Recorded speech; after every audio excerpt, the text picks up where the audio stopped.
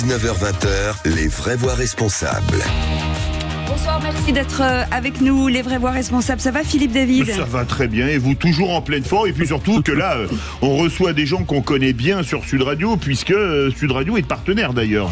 Absolument, on reçoit du talent ce soir, et on est ravis de les retrouver, puisque le 16 mars dernier, la Chambre de commerce d'industrie d'Île-de-France a accueilli le trophée Optimiste Éco-Réseau Business, un événement annuel qui célèbre l'audace et l'innovation entrepreneuriale depuis 2016.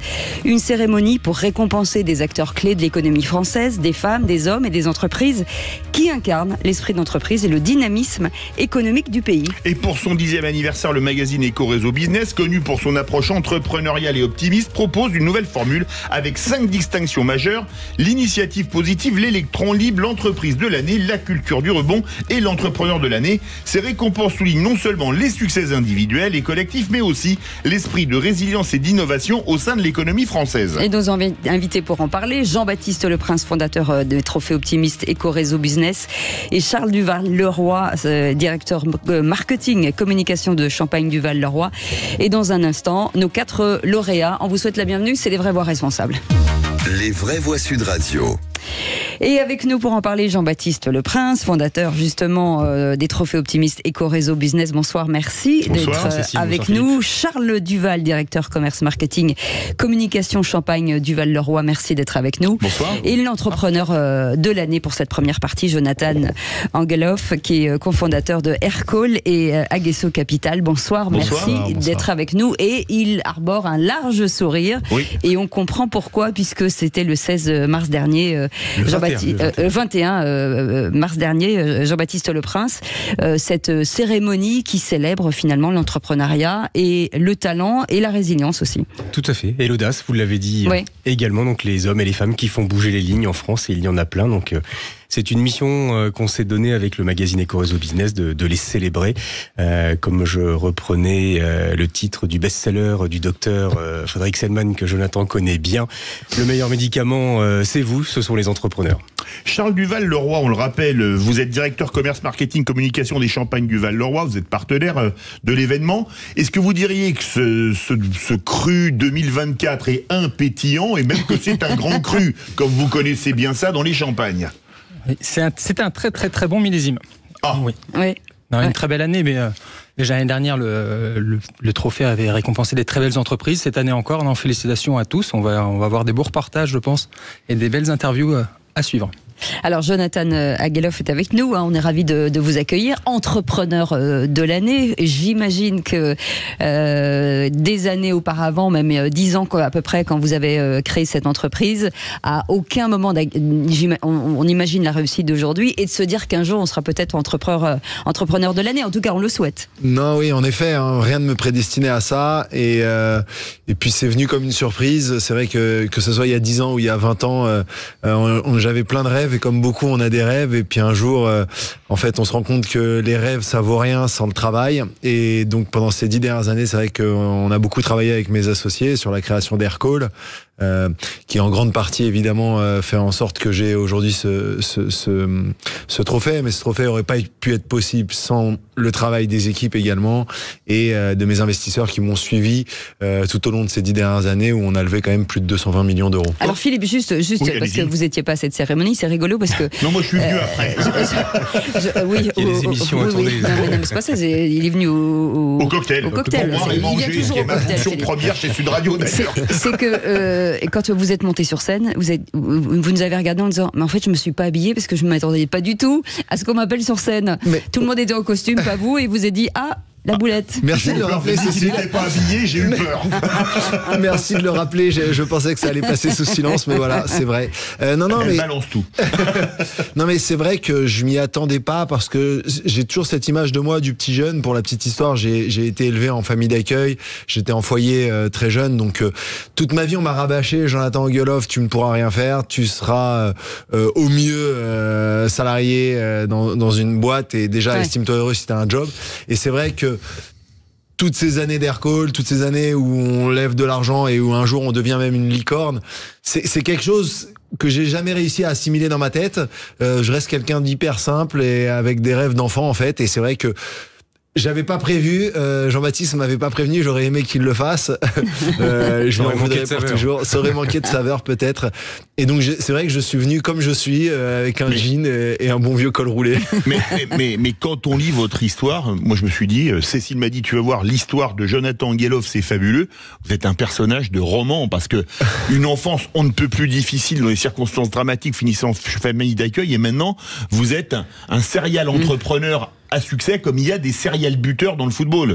Bah, merci de me comparer à des serial buteurs. Non, mais vous voulez des noms, je peux vous en donner. Dans le football, il n'y a pas de problème. Je vais vous dire quelque chose qui vraiment vient du cœur, c'est que et c'est quelque chose que j'essaye de faire passer souvent à tout le monde qui écoute ce que j'ai à dire. C'est pas parce qu'on vient de rien qu'on n'a pas la même chance que les autres. En fait, dans la vie, il suffit de travailler, il suffit de se remonter les manches. Et je me suis remonté les manches. Et oui, en effet, mon histoire n'a pas été simple, mais et je remercie finalement l'aide sociale à l'enfance et puis tous ces malheurs que j'ai pu avoir dans mon enfance, parce qu'en fait, ils ont créé une carapace en moi et quelque chose qui m'a rendu fort, qui m'a rendu indestructible, dans le sens où quand je fais quelque chose, je pars toujours du principe que je n'ai rien, donc je n'ai rien à perdre. Et malin aussi, parce qu'on devient malin à force. Bah, en fait, on devient malin parce que on doit jouer avec des choses, avec des armes qu'on n'a pas forcément.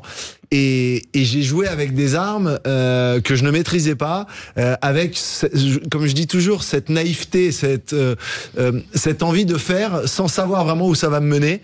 Et en fait, quand on n'a rien à perdre, bah en fait, on fait les choses d'une manière très différente que lorsqu'on a quelque chose à perdre. Et c'est pour ça que je dis souvent aux gens, si vous voulez entreprendre, entreprenez tôt, parce que quand on entreprend tôt, en fait, la perte qu'on a, elle est minime. C'est quelques années, point. C'est sûr que c'est plus dur quand on a déjà une carrière, etc. Et puis le regard des gens, en plus, en France, est assez compliqué, parce qu'en France, on a toujours un peu du mal avec l'échec.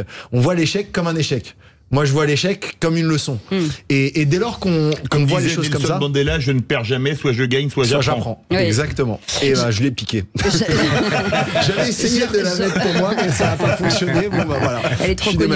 Jean-Baptiste Le Prince, on a remarqué que dans ce trophée optimiste, ils sont tous inspirants.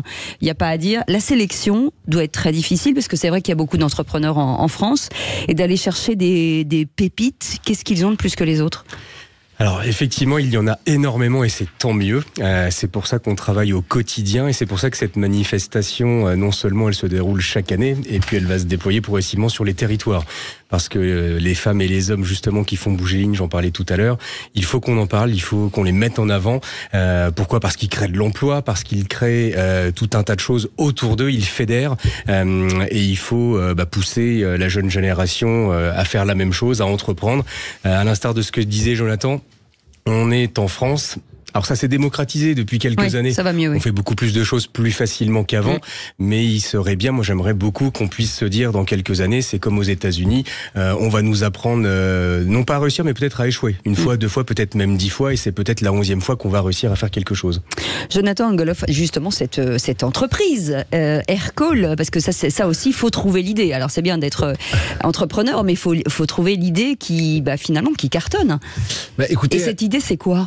Mais alors, Aircall, qu'est-ce que c'est en quelques mots, si je le simplifie, et après je parlerai de l'idée parce qu'il y a un concept intéressant autour de l'idée, mais Aircall en quelques mots, c'est la téléphonie d'entreprise connectée aux outils métiers. Donc si je resimplifie, au lieu d'avoir un poste téléphonique sur votre bureau comme dans la plupart des sociétés, c'est un logiciel qui est sur votre ordinateur et vous recevez vos appels depuis cet ordinateur.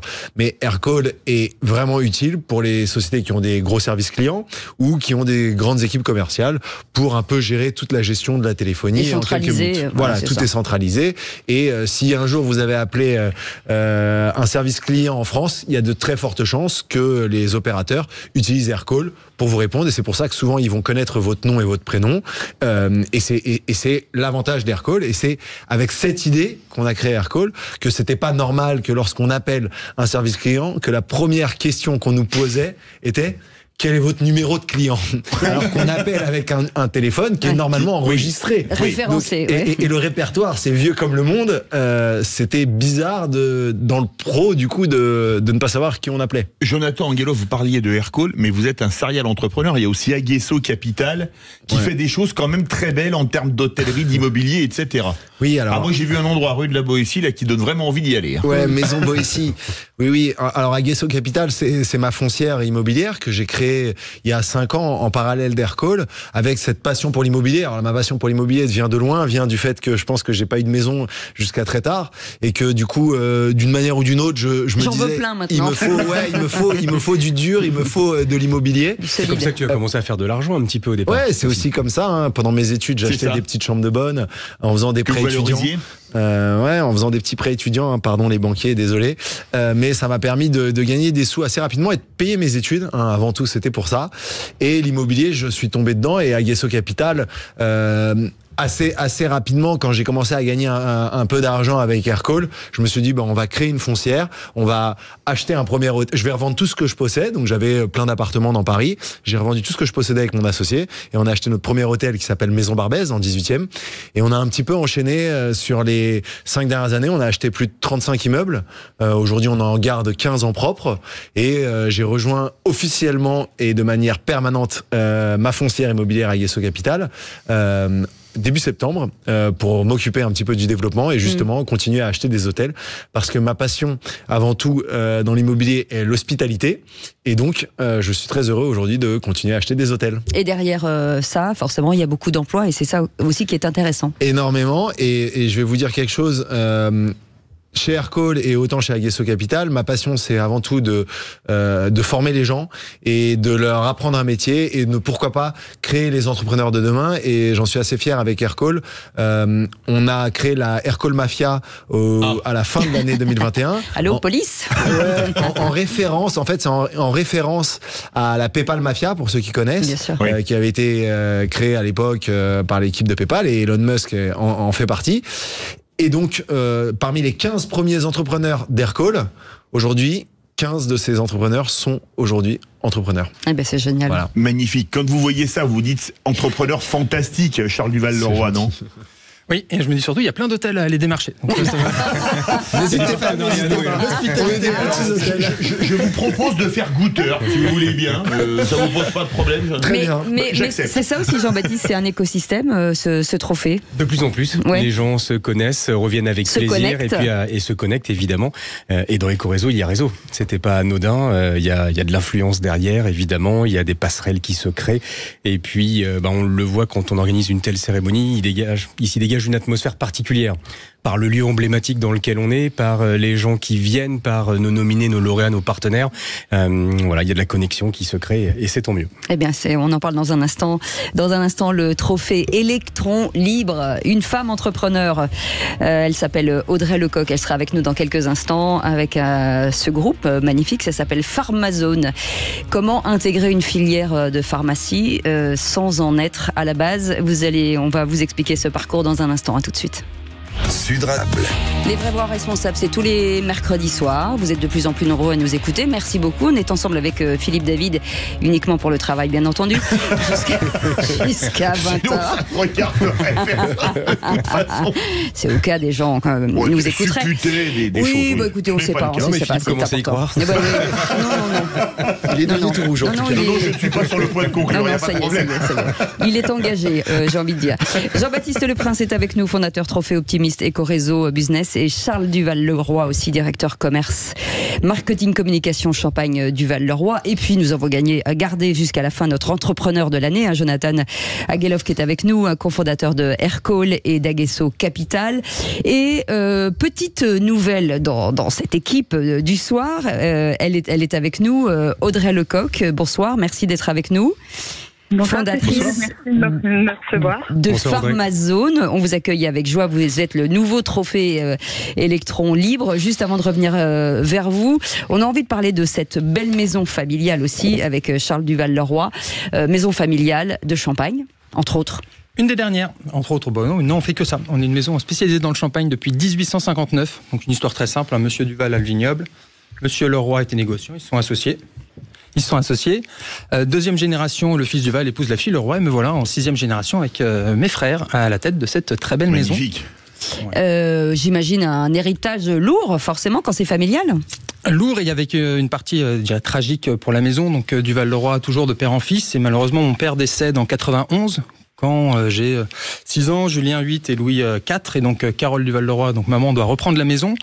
Il faut imaginer une femme qui vient de Belgique, 36 ans, dans un univers masculin et surtout très masculin. Du vin, de la gastronomie et du champagne. Tout le monde lui disait, bon Carole, tu prends tes enfants, tu pars vivre au soleil, tu revends ta maison. Et elle avait fait une promesse à mon père de dire non, je la transmettrai aux enfants. Et donc nous voilà 30 ans après, elle est partie à la retraite en début d'année. Donc on lui souhaite de bonnes vacances, même si elle travaille encore un petit peu. Et non, voilà, une maison familiale indépendante française qui fait des jolis produits. Et cette maman aurait pu, elle aussi, être un électron libre, hein, comme Audrey Lecoq. Elle fait partie de la première sélection elle était nominée la première année des trophées en 2016. Et ben voilà, là, il faudra qu'elle revienne, fondatrice. Il n'y a pas de hasard, il n'y a que des rendez-vous, comme ça, Exactement. Audrey Lecoq est avec nous. En tant que lauréate, on a eu le droit à une bouteille qui a été dégustée ce week-end. Donc, il est bon, et 2, même pas mal à la tête le lendemain. Et ben voilà, tant mieux. Ça, c'est les plus belles des pubs. Voilà une information intéressante sur les trophées optimistes. Il n'y a pas de doute. Le trophée électron libre de ce beau trophée optimiste, Audrey Lecoq, fondatrice de Pharmazone. Alors, c'est pareil, hein, c'est un petit peu la même histoire, c'est-à-dire que vous n'êtes pas du tout issu du sigrail de la pharmacie, mais vous avez décidé en tout cas de ce qu'on appelle la disrupter totalement. Exactement. Comme on dit souvent, il n'y a pas mieux que les clients pour trouver des idées. Alors, je suis pas cliente, mais je suis patiente. Comme nous tous aujourd'hui, on va dans les pharmacies régulièrement, et c'est un secteur d'activité que j'affecte particulièrement parce que quand vous êtes malade, je dis bien malade, avec un vrai problème de santé, c'est là que vous faites la différence entre une pharmacie un peu orientée mass market, une pharmacie GMS en clair, et une pharmacie avec un pharmacien passionné qui lui va être éthique et va faire son métier d'acteur de santé au service de la santé publique. Alors, présentez-nous Pharmazone, comment vous l'avez créé. L'idée est venue en parlant avec votre cousine, d'ailleurs. C'est quand même intéressant. Les réunions de famille, ça peut toujours porter de bonnes idées. Exactement. Je dois ça à mon environnement, effectivement la cousine de mon mari et puis mon mari lui-même. La cousine de mon mari parce qu'elle est pharmacien, donc elle me donne surtout l'envie de l'idée de départ qui est de faire une centrale d'achat pour les pharmaciens. Surtout pour les pharmacies que j'appelle les pharmacies de proximité, les petites et moyennes officines, les pharmacies qui sont en zone rurale, qui sont un peu délaissées par les laboratoires pharmaceutiques, qui ont des commerciaux pour aller voir les grosses, mais pas pour aller voir les petites. Donc on achète en gros et on revend aux pharmacies partout en France. Donc ça c'est vraiment un premier besoin identifié en pharmacie. Et ensuite la deuxième idée, je la dois à mon mari et à mon père qui sont des pro-commerçants de proximité, qui ont toujours défendu fermement ça. Et moi je suis une grosse consommatrice en ligne et on s'est souvent accroché sur le sujet et le débat profond qui a raison, le commerçant ou le e-commerce. Et donc je leur ai fait un pied de nez en prouvant que les deux pouvaient s'unir pour faire quelque chose de très beau. Donc ça, c'est pharmazone.fr. Et donc ça veut dire que vous permettez à ces pharmacies qui ne sont pas visitées par certaines personnes de ne pas stocker, mais quand même pouvoir avoir accès à la vente, sans stocker. Exactement, c'est ça. Grâce à une centrale d'achat pharmaceutique, on a plus de 18 000 références en stock. Et donc notre idée, elle est simple, c'est simplement de laisser le patient choisir sur le site internet pharmazone.fr la pharmacie qui va récompenser, celle à qui il va vouloir donner sa transaction. Et la pharmacie, elle, n'a pas besoin de détenir le produit en stock puisqu'on le détient pour elle dans la centrale d'achat. Et donc on va préparer la commande et livrer à domicile, en point relais ou en click and collect. Ce qui permet à une pharmacie de proximité d'avoir une offre de 18 000 références, même si elle a une petite surface de vente. Et c'est ce qu'on appelle une entreprise engagée aussi, puisque là, Jean-Baptiste Leprince, on est dans un engagement vers ce qu'on appelle nous la ruralité, mais positivement, de dire qu'à un moment donné, il faut que tout le monde puisse travailler. L'aménagement du territoire, comme on disait à l'époque. Complètement, il y a l'engagement, mais il y a aussi le fait d'entreprendre dans un univers qui est quand même assez feutré, celui de la pharmacie, avec une fédération derrière, on ne peut pas faire n'importe quoi. C'est très encadré. Aussi, c'est très encadré. Oui. Donc c'est un super parcours et c'était tout à fait légitime pour nous, en tout cas, qu'Audrey se retrouve dans cette fameuse rubrique électron libre. Jonathan, forcément, peut saluer, j'imagine. Non, mais moi je trouve ça formidable. Tout à l'heure on parlait d'idées et comme quoi les idées viennent souvent de moment particulier où on a vécu quelque chose de vécu. Et j'entends souvent des entrepreneurs qui disent j'ai envie d'entreprendre mais j'ai pas l'idée. Et en fait, ce qu'il faut faire, c'est en fait juste vivre sa journée et réfléchir en permanence. Moi, j'ai toujours fait ça. Bloque, en fait. C'est ça. Je réfléchis en permanence au problème. Et s'il y a pas de problème, il y a pas d'entrepreneur. En revanche, s'il y a un problème, en général, il y a une manière de la régler qui est souvent de créer quelque chose. Et on sent que ça a été du vécu. Et on voit en plus que cette idée a évolué avec le temps pour arriver à quelque chose de formidable qui aide, on va dire, les pharmacies dans les endroits un petit peu reculés. Audrey Lecoq, j'imagine que vous avez dû vous confronter au mastodonte de la pharmacie. Oui, exactement. Aujourd'hui, il y a vraiment deux mondes qui se dessinent complètement en pharmacie. Vous avez des pharmacies effectivement très grosses en surface de vente et qui sont souvent financées derrière par des fonds d'investissement. Et puis vous avez des pharmaciens éthiques qui, eux, font ce métier par passion, beaucoup plus sur la partie acteurs de santé que commerçants. Et donc, faut essayer de leur donner un coup de main parce que cette partie commerce, ils en ont quand même besoin pour continuer à marger et vivre correctement. Et effectivement, je pense qu'on a répondu à un vrai besoin. Je prends toujours cet exemple parce qu'il marque tout le monde. Mais maintenant, nos parents sont souvent loin de nous. Certains restent à domicile très âgés. Ils vont avoir, par exemple, besoin de couches d'incontinence. C'est une plaie, une calamité pour eux d'aller les chercher à la pharmacie parce que c'est lourd, c'est gros. Les enfants n'ont pas tout le temps de le faire. Et donc là, vous commandez sur pharmazone.fr et vous faites livrer directement chez votre parent, tout en faisant profiter la pharmacie de proximité qui, elle, est là au quotidien pour soutenir votre parent dans ces petites maladies. C'est QFD, comme on dit. Oui. Merci beaucoup. Et ce trophée Électron Libre, tellement mérité. Merci beaucoup, Audrey Lecoq, fondatrice de Pharmazone. On vous incite, bien entendu, à aller acheter sur ce site. Dans un instant, un entrepreneur citoyen, parce que là aussi, c'est un engagement. Saïd Amouche sera avec nous. Il a créé Mosaïque RH et c'est passionnant aussi. On fait une petite pause. On revient dans un instant. C'est les trophées optimistes avec Ecoréseau. À tout de suite. Sud Radio, les vraies voix qui font bouger la France. 19h-20h, les vraies voix responsables. Les vraies voix responsables, on vous parle d'entrepreneurs qui sont extrêmement, et entrepreneuses bien sûr, qui sont extrêmement inspirants. Et c'est ce qu'on aime avec ce trophée optimiste. J'insiste en tout cas sur ce mot optimiste parce qu'on l'aime bien, Ecoréseau, avec nos invités pour en parler ce soir. Jean-Baptiste Leprince, qui est ce fondateur en se disant, voilà, il faut aller de l'avant. Le côté optimiste, c'est primordial, j'imagine, dans ce type de trophée. Il y a tellement de choses qui vont pas bien que je trouve que les médias traditionnels en parlent un petit peu trop. Donc nous, on s'est donné une vocation, c'est pas de mauvaises nouvelles chez nous, ou très peu. Et puis on va plutôt voir les solutions que les problèmes. Et Charles Duval-Leroy qui est là, comme disait Philippe, pour faire pétiller cette émission avec les champagnes Duval-Leroy. Pas pour se faire bousser, c'est quand même important. Oh là là. Ne le laissez pas faire parce qu'il est capable de faire ça jusqu'à la fin. Je vais vous présenter mon associé, il aime bien les daddy's jokes, j'appelle ça. C'est bien, c'est quelqu'un d'érudit. Ça va l'amuser 2 minutes, vous allez le voir. L'entrepreneur de l'année, Jonathan Angeloff, qui est avec nous, cofondateur de Aircall et d'Aguesso Capital. Et puis le trophée de l'initiative positive, n'importe quoi, positive. Parce que là, on est vraiment dedans. Saïd Amouche est avec nous, fondateur de Mosaïque. Bonsoir, merci d'être avec nous. Bonsoir. Bonsoir tout le monde, bonjour Cécile. Alors une grande émotion forcément quand vous êtes monté sur l'estrade, puisque vous êtes vraiment un entrepreneur engagé et citoyen.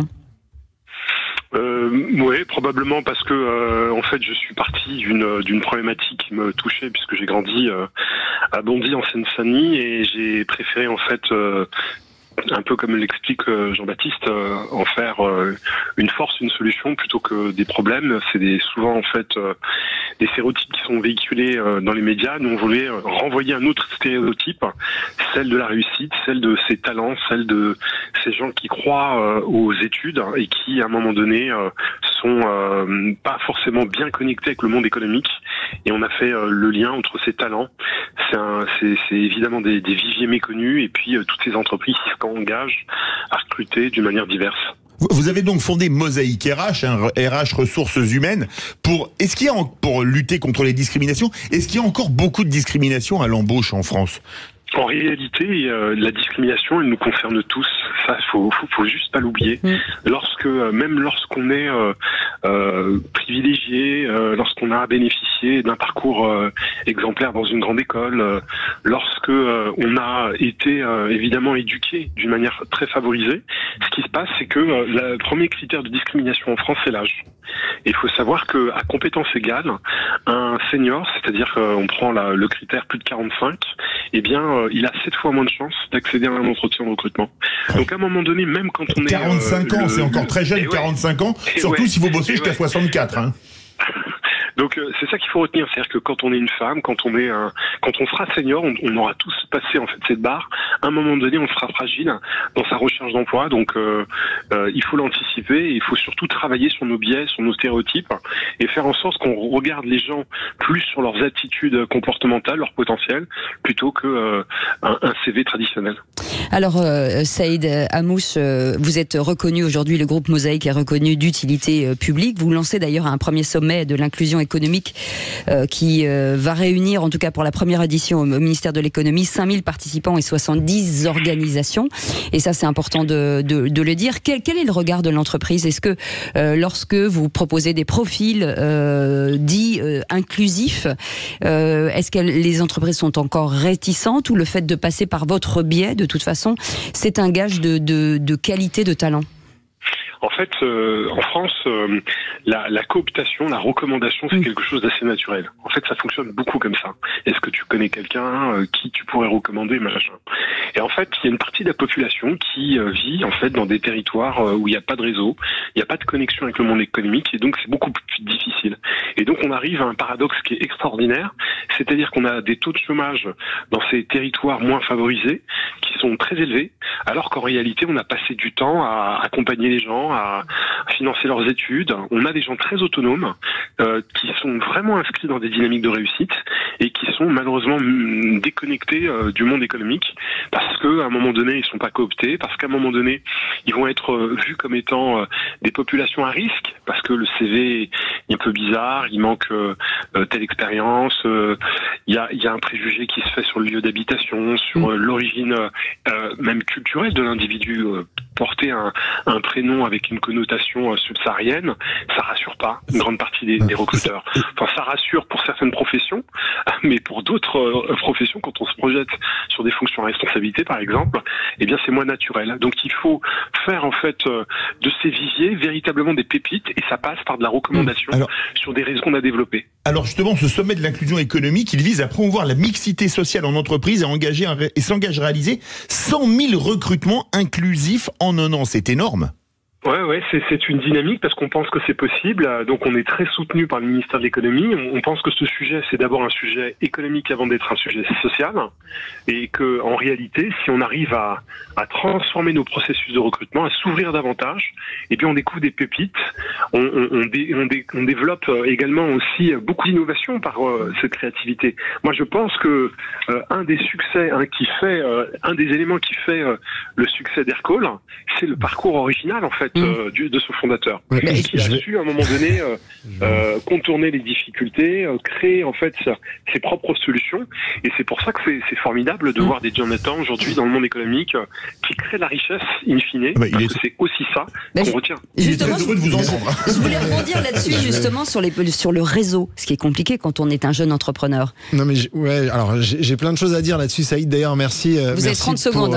Il va falloir que je me dépêche. Non mais évidemment d'accord à 100% avec tout ce que tu dis, et jour 1 chez Aircall, ça a été un de nos chevals de bataille, dans le sens où nos premiers recrutements, nos investisseurs nous disaient plutôt prenez des gens très seniors qui ont déjà fait le job, etc. Et nous on a plutôt fait le choix de prendre des jeunes étudiants sortis d'école moyenne, et en plus du coup ça a été assez inclusif, dans le sens où c'était pas spécialement on va dire des personnes de nationalité, on va dire française à la base, un peu comme moi, et ça a été un succès fou pour nous, et notamment on est vite allé aux États-Unis, et l'inclusion est extrêmement importante, et je dois me taire. Saïd Hamouche, vous êtes originaire de Bondy, vous avez un contact pour rencontrer Kylian Mbappé, c'est pour un ami.